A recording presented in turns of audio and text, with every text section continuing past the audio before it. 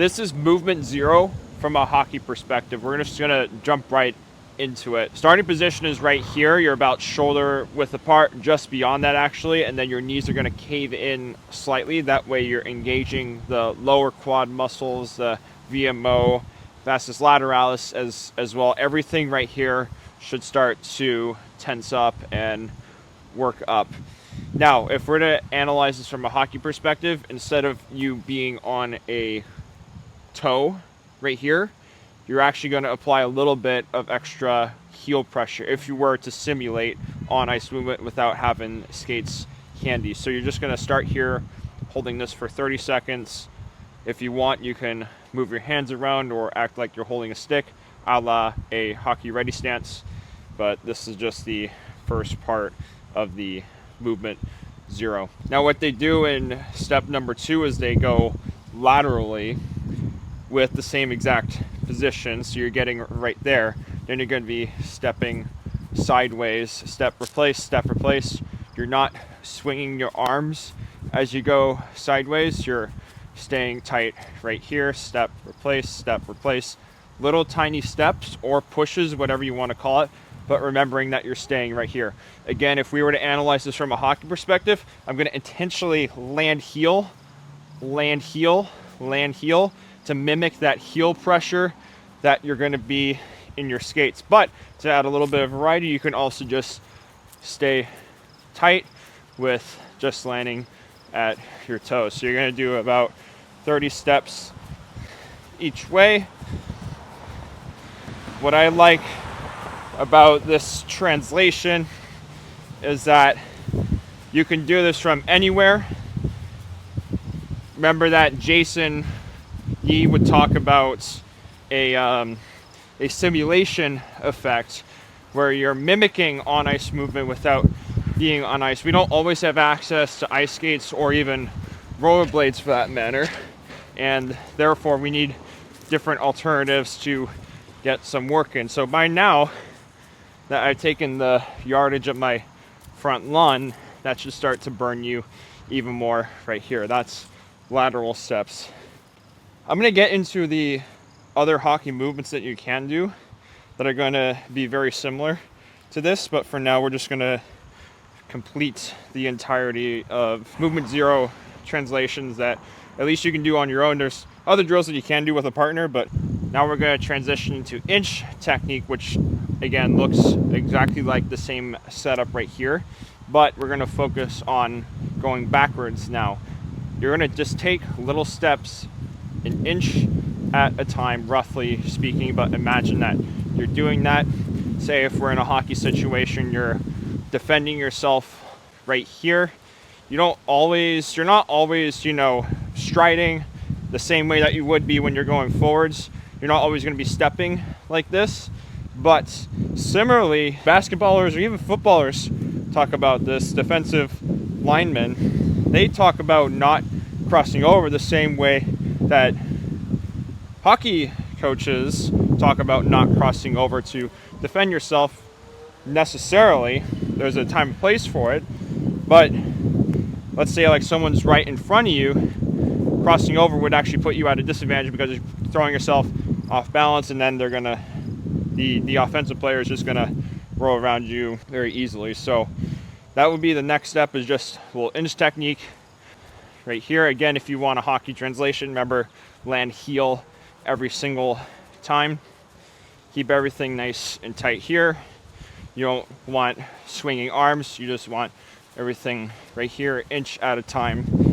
You can start to speed that up progressively, which is actually going to feed into the next progression, which is inch technique, and then you're going laterally, whether that's left or right, for the prescribed amount of reps. So same exact thing.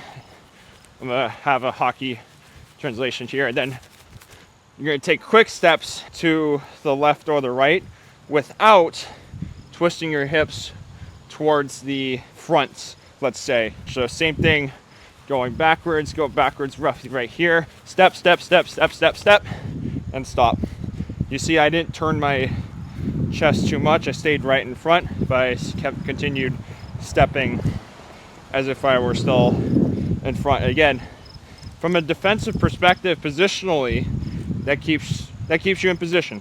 No doubt, it keeps you balanced, and it keeps you so that, say they do make a move that you like get faked on, you're not going to be thrown off from that. But there's also no problem doing that when you're going forward. Say like you want to be right here still, and then you want to tilt. Same thing on the right side as well. There's no problem doing it both ways. Now in hockey, you're not necessarily going to be taking these quick, steps, like quick shuffles side to side. Maybe it'll be like in a backward sense, and then you go back to a corkscrew, or you go this way, back to corkscrew. Like it's typically not like little shuffles there. You're typically going to do like a soft drag, the tilt backwards, soft drag, tilting the hips like that. However, I don't think there's a problem mimicking the cadence of your footwork here, because it's going to teach you the concept of quick feet, which you still fundamentally need from a defensive perspective or a positional perspective, and from an ability perspective. So I don't think there's a problem practicing both. You're right here, drag, going back, drag, going back. Notice that I collapse the hip in order to rotate. Everything still stays tight right here, but I'm just dragging collapse. Again, that would translate better to skates. But I don't think there's a problem still right here. Side, back, side, back. But to give nuance on both areas, that is the key little difference there. Now the next thing is called a reed step, which has you start out in a backpedal-like position, but one foot is in front of the other. The feet stay underneath you the entire time, even as you're stepping. What you're gonna do is take a very small step backwards, both by pushing off the front leg and by stepping right here. So if we really slowed it down, it would look kind of like that. Again, same step replace idea that you had with the lateral steps right here, and also the backward defensive steps right there. But this is allowing you to do that both in a I'm getting ready to sprint scenario, just like this, and then you'd be able to switch up and do that off of both sides. Imagine you're in a backwards race scenario in hockey, and then you had to prepare yourself without doing something like that, and you had to exclusively go backwards. You're set up right there, a little bit shuffle, corkscrew backwards. This is replicating something very similar, but to just show you, reed step again, you're right here, push step. Again, if you want another hockey translation, use your heels to push. Don't use your toes to push. But this is teaching you to keep your feet underneath you, which you still also need for hockey at the same time, even though the fundamentals of the footwork, because we're in skates and not feet, even though those two things are different, there's still a little bit of translation at the same time. Another thing to note is that most of your weight is going to be on that front foot, and then this back foot's going to be lifted off for each of those steps. And then it's not a jump like this, again, not using the upper body as much, stepping and replacing as you go backwards. Same thing right here. I'm going to lift off that back leg to make sure it's all loaded right here. Step, replace, step, replace, step, replace. Now the next progression on top of that would be you're starting right here, reed step, back pedal, very easily like that. Now with the back pedal specifically, you're not taking gigantic reach steps. You're not taking giant strides. Everything is staying right underneath you as you go right here. Imagine from a hockey perspective as well, you take a little shuffle and then you're corkscrewing backwards in order to keep yourself set defensively. So that would be the next thing right here. Reed step, back. Now we're going to set up what are called pry opens, but in a hockey sense, this is going to translate to a mohawk or a 10-2 very easily. So you're gonna start in a reed step position, and then without turning your hips open too much, just to give ourselves some optionality. We'll get into the details of that a little bit later. Starting in reed step position, pry open right here without turning your butt towards the camera in this case. So your hips relatively stay in line right here. If you had hip headlights, they will point roughly this way and roughly this way. Right now mine are right here. They don't open too much. Everything is just loading off of the front foot right here. But this is going to give you the optionality to keep staying forward while also getting into a mohawk-like position, because at the end of that pry open, you'll notice if we turn around this way, kind of looks like a 10-2 position, but we still have freedom in the hips to not open up too much like this. We're still under control, we're still balanced. So this is what it looks like on this side too. You can think of it as moving your hips side to side like this. You can have the knees swimming next to each other right here. So that's what that was a little bit right there. Face open right here, face open right here, prying open. That's going to translate a lot to a mohawk, actually. Remember to use heel pressure if you wanted a simulation effect from off ice to hockey. That way you're, again, using the same effect that you would if you were in skates. Now we're going to get into crossovers with emphasis on the roll of the ankle a lot. You're not as much extending with the knee right here or even with the toe and the hip.